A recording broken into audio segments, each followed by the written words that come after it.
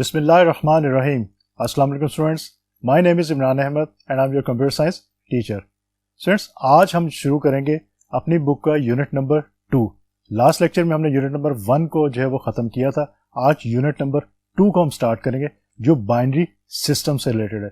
Students, आपके computers के point of view से ये यूनिट बहुत ज़्यादा इंपॉर्टेंट है. ख़ास तौर पर इसमें जो हम बाइनरी सिस्टम के बारे में पढ़ेंगे वो बहुत ज़्यादा इंपॉर्टेंट है और बाइनरी नंबर्स के बारे में जो देखेंगे वो भी इंपॉर्टेंट है. तो आप इसको ज़रा अच्छी तरह समझिएगा. तो स्टूडेंट्स, आइए फिर आज का लेक्चर फॉर्मली स्टार्ट करते हैं.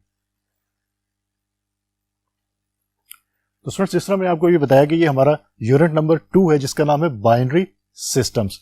स्टूडेंट्स, पहली चीज़ तो ये कि बाइनरी का मतलब क्या होता है. स्टूडेंट्स, बाइनरी कहते हैं 2 को, 1 और 2. 2 इज कॉल्ड बाइनरी. अब बाइनरी सिस्टम का पढ़ने का मकसद क्या है, पहले मैं आपको मकसद बता देता हूँ, उसके बाद फिर हम डिटेल में चलते हैं कि आज का लेक्चर हमारा है क्या. स्टूडेंट्स, आप लोगों को पता है आप लोग कंप्यूटर्स यूज़ करते हैं, आप लोग मोबाइल फ़ोन यूज़ करते हैं, मीन आप डिजिटल डिवाइसेस को यूज़ करते हैं.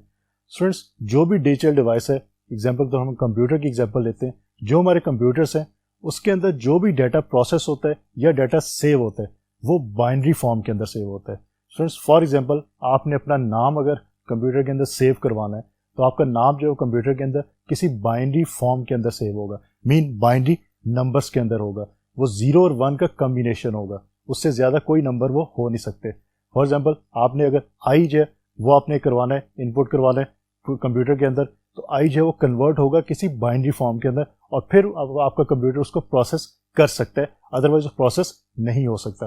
तो दैट्स वाई हमें बाइनरी सिस्टम पढ़ने की बहुत ज़्यादा ज़रूरत है और ये बहुत ज़्यादा इंपॉर्टेंट चीज़ है, क्योंकि इसके बगैर आपके कंप्यूटर्स की प्रोसेसिंग कैसे होती है आप वो चीज़ नहीं समझ सकते. कंप्यूटर्स के अंदर डाटा स्टोर कैसे होता है आप वो चीज़ भी नहीं समझ सकते. तो उसके लिए नंबर सिस्टम को हम रीड करेंगे आज और देखेंगे कि डिफरेंट नंबर सिस्टम हम कैसे यूज़ करते हैं और उसके अगेंस्ट हम फिर ये देखेंगे कि बाइनरी जो सिस्टम है हमारा वो कैसे काम करता है. तो सर, सबसे पहले हम इंट्रोडक्शन लेते हैं नंबर सिस्टम्स का. नंबर सिस्टम बेसिकली होता है representation of A numeric data. आपके जो नंबर्स होते हैं इनकी रिप्रेजेंटेशन को आप बेसिकली नंबर सिस्टम का नाम देते हैं. और मेजर हमारे पास 3 नंबर सिस्टम्स हैं जो यूज़ करते हैं हम लोग. एक डेसिमल है, एक बाइनरी है और एक हेक्साडेसिमल है. तो सबसे पहले मैं थोड़ा सा डेसिमल के बारे में आपको बता देता हूँ. डेसिमल आप लोगों ने प्रीवियस जो आपकी क्लासेस थी वहाँ पे आपने पढ़ा होगा कि डेसिमल नंबर्स क्या होते हैं. खासतौर पे मैथमेटिक्स के अंदर आपको बताया होगा बहुत डिटेल के साथ इसके बारे में, तो मैं इसकी ज़्यादा डिटेल में नहीं जाऊँगा. मैं आपको बताऊँगा जिस चीज़ की हमें ज़रूरत पड़ेगी. तो फ्रेंड्स, बेसिकली आपका जो डेसिमल होता है वो 0 से लेके 9 तक आपकी जो नंबर्स होते हैं या वैल्यूज़ हो सकती है. ऑल टुगेदर अगर आप इसको काउंट करें तो ये 1 2 3 4 5 6 7 8 9 10 वैल्यूज आपकी बनती हैं. लेकिन क्योंकि हम 0 से स्टार्ट कर रहे हैं तो आपकी जो हाईएस्ट वैल्यू होगी वो 9 होगी. तो स्टूडेंट्स, ये याद रखिएगा कि डेसिमल की आपकी जो बेस होती है, अगर मैं कोई डेसिमल नंबर लिखता हूँ उसकी जो बेस होगी वो ऑलवेज 10 होगी. आपको जहां पे भी बेस 10 लिखी हुई नजर आए इसका मतलब है कि जो नंबर इसके अंदर मेंशन है वो डेसिमल फॉर्म के अंदर लिखा हुआ है. और स्टूडेंट्स, डेसिमल फॉर्म के अंदर जो भी नंबर यहाँ पे आपको मेंशन होगा उसमें जो मैक्सिमम वैल्यू होगी वो 9 हो सकती है, 9 से ज्यादा नहीं हो सकती. तो लाइक मैं यहाँ पे लिख देता हूँ एक नंबर 3 5 9. तो स्टूडेंट्स, ये बेसिकली हमने डेसिमल एक नंबर यहाँ पे मेंशन कर दिया.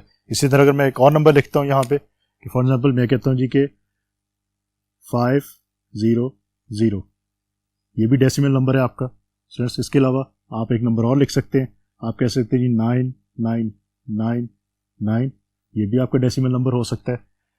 तो स्टूडेंट्स, जिसकी बेस 10 आपको नजर आएगी वो आपका डेसिमल नंबर कहलाता है. तो ये बात याद रखिएगा क्योंकि हम आगे जाके ये चीज़ें यूज़ करेंगे जब हम डेसिमल टू बाइनरी कन्वर्जन करेंगे, conversion binary to decimal conversion करेंगे, हेक्साडेसिमल टू डेसिमल कन्वर्जन होगी और डेसिमल टू हेक्साडेसिमल कन्वर्जन होगी, तो वहाँ पे आपको इन चीज़ों की ज़रूरत पड़ेगी.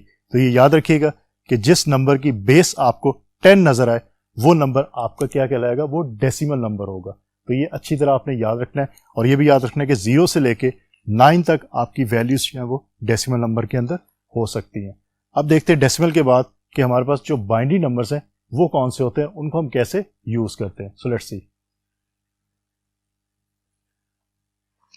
सो बाइनरी नंबर्स जो सबसे ज्यादा इंपॉर्टेंट है हमारे कंप्यूटर्स के पॉइंट ऑफ व्यू से, क्योंकि कंप्यूटर्स सिर्फ और सिर्फ बाइनरी लैंग्वेज को अंडरस्टैंड करते हैं और बाइनरी लैंग्वेज आपकी क्या है, 0 और 1 की लैंग्वेज.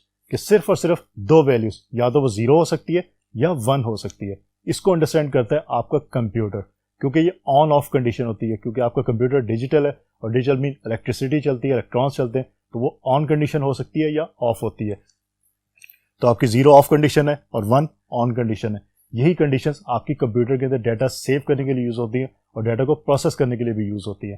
तो इसलिए आपका कंप्यूटर सिर्फ और सिर्फ जो है वो बाइनरी फॉर्म को अंडरस्टैंड करता है। उसके लिए डेसिमल फॉर्म इज नथिंग, उसके लिए हेक्साडेसिमल फॉर्म इज 0, नथिंग।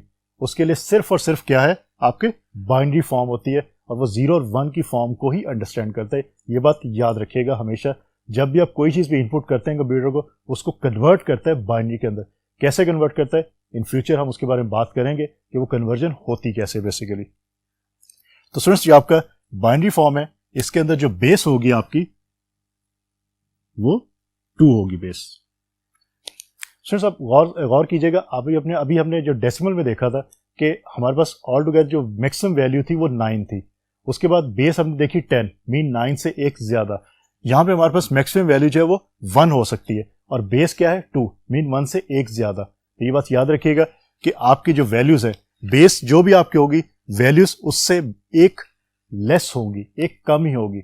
यहां पे 2 है तो बेस अगर 2 है तो आपकी जो वैल्यूज है वो 0 या 1 हो सकती है, वो 3, 4, 5 या इवन 2 भी नहीं हो सकती। तो यहां पे आपकी जो वैल्यू है वो जस्ट लाइक 0, 1, 0, 0 ये हो सकती है, इससे ज्यादा नहीं हो सकती। तो आपकी जिस भी वैल्यू की बेस, जिस नंबर की बेस 2 है, वो आपका बाइनरी नंबर कहलाएगा। एक और एग्जांपल इसकी यहां पे लिख लेते हैं कि मैं कहता हूं जी 1, 0, 0, 0, 1, 0, 0, 0।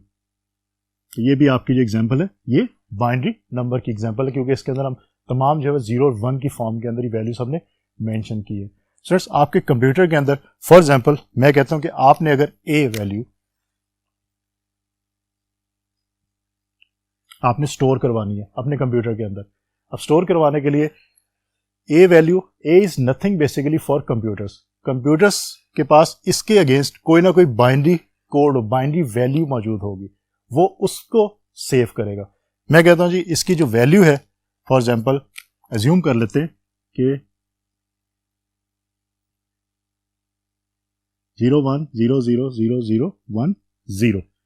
ये मैंने 8 बिट्स लिख दी, ठीक है, कि 8 बिट्स 0, 1, 0, 0, 0, 0, 1, 0।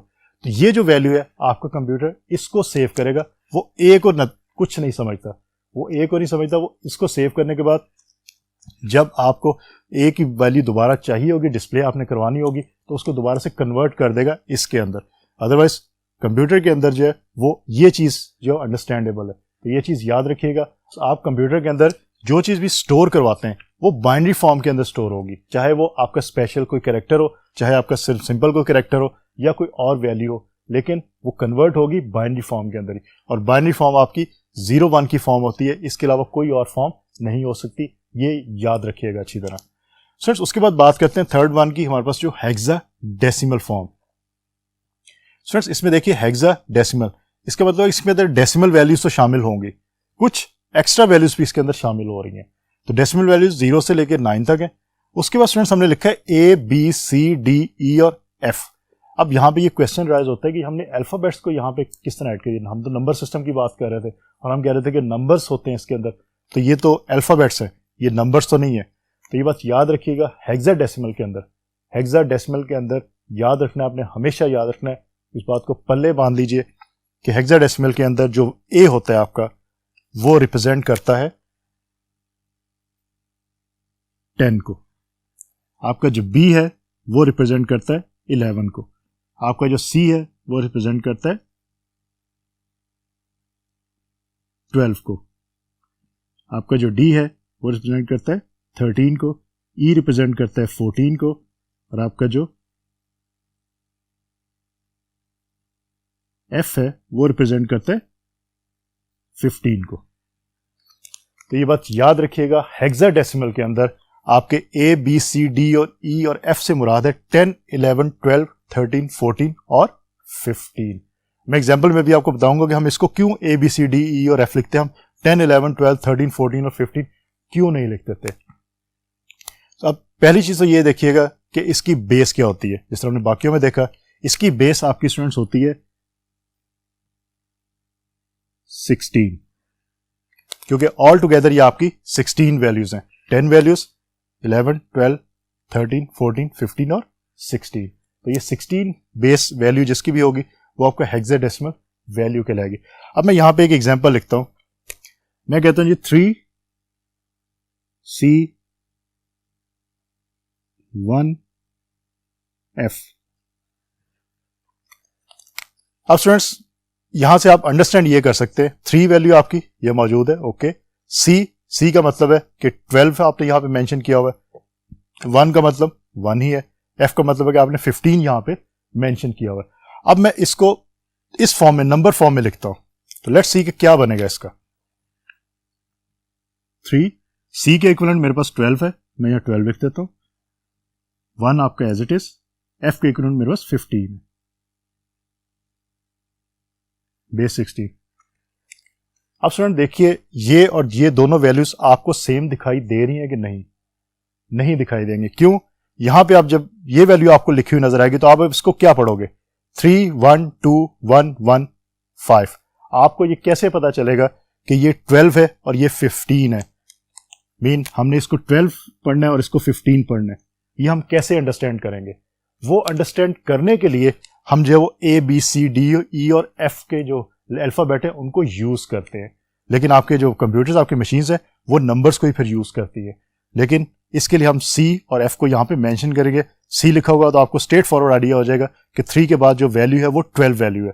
F जो वैल्यू वो आपकी स्ट्रेट फॉरवर्ड 15 को रिप्रेजेंट कर रही है। तो इसलिए हम जो ये चीजें मेंशन करते हैं और हमने A, B, C, D, E और F को मेंशन करते हैं और लिखते हैं। तो ये बात याद रखिएगा, क्योंकि ये चीज आपके लिए बिल्कुल नहीं होगी कि हेक्साडेसिमल के अंदर आप A, B, C, D, E और F को यूज करते हैं।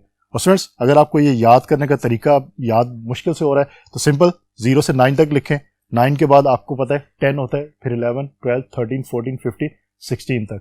आप बेसिकली 0 से लेके 15 तक वैल्यूज लिखें और उसके बाद आप जो है वो 9 के बाद उसके against A, B, C, D, E और F लिखते हैं। तो आपको आइडिया हो जाएगा A जो है वो आपका 10 के इक्विवेलेंट है, B 11 के, C 12 के, D 13, 14 एंड 15। तो इस तरह आपको इजीली ये याद भी हो जाएगा। तो स्टूडेंट्स आज का जो हमारा लेक्चर था ये बेसिकली हमारा यूनिट नंबर 2 में हमारा जो नंबर सिस्टम हमने पढ़ना है उसके बारे में था, उसका इंट्रोडक्शन था कि उसके अंदर हमने ये देखा कि हमारे पास 3 टाइप्स के नंबर सिस्टम्स मौजूद हैं, जिसमें डेसिमल नंबर सिस्टम्स है जिसका बेस आपकी 10 होती है।